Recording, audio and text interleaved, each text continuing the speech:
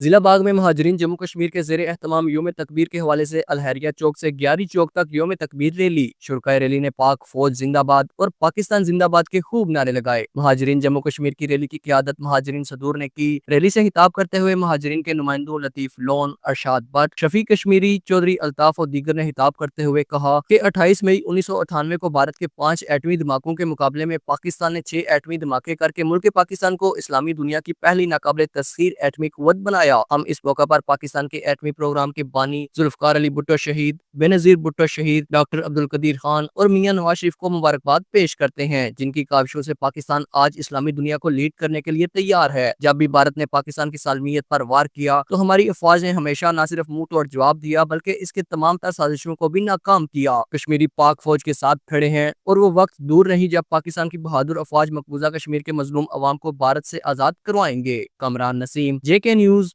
باغ۔